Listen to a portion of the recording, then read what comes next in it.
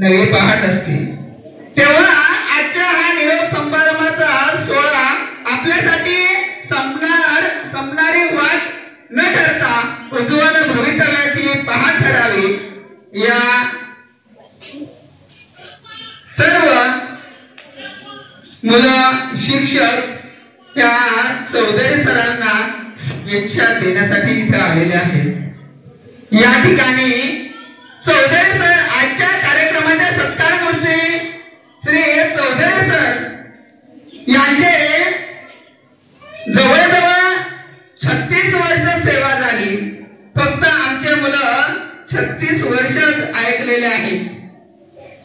अरे 36 वर्ष म्हणजे काय की 1987 ला ते डोलारे या ठिकाणी जॉईन झाले।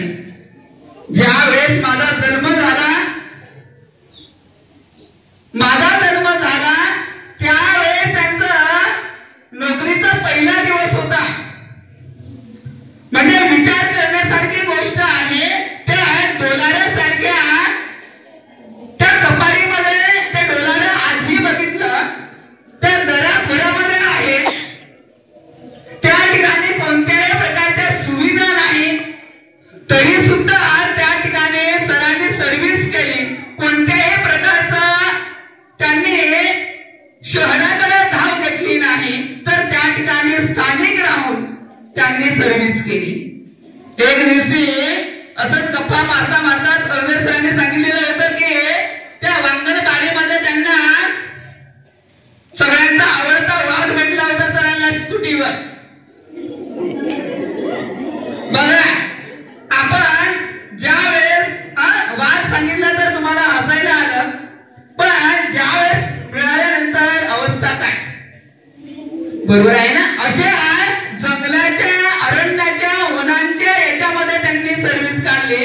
आंबोपाड्या बेडसासारख्या तुम्ही बघा, त्या ठिकाणी जायला गाड्या सुद्धा नाही, आता सुद्धा नाही, एकच गाडी जाते। नाशिक लावून एकच गाडी आहे, एकदा गेले तर येण्याचा काही प्रश्नच नाही।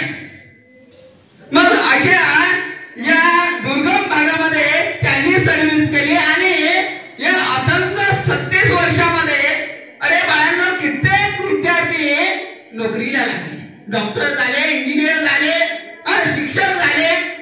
बघा एवढे अभ्यास त्यांच्या निघालेले आहेत।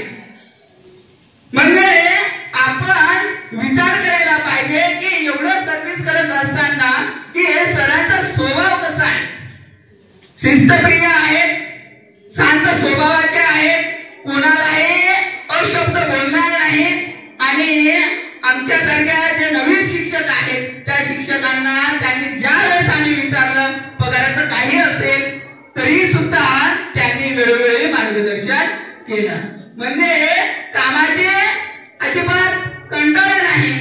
जसं आधुनिक युग होत गेलं, कारण आधुनिक युगामध्ये जेवढे बदल झाले त्या बदलामध्ये स्वतः सर त्याच्यामध्ये स्वतःमध्ये बदल करून घेतलं।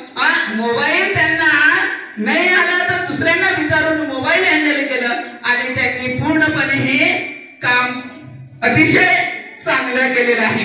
म्हणजे बाळांनो कामाची आवड, जिद्द, चिकाटी हे सरांचं आपल्याला घेण्यासारखे जे मुद्दे आहेत हे आपण निश्चितच आपण सुद्धा विद्यार्थ्यांनी आत्मसात केलं पाहिजे।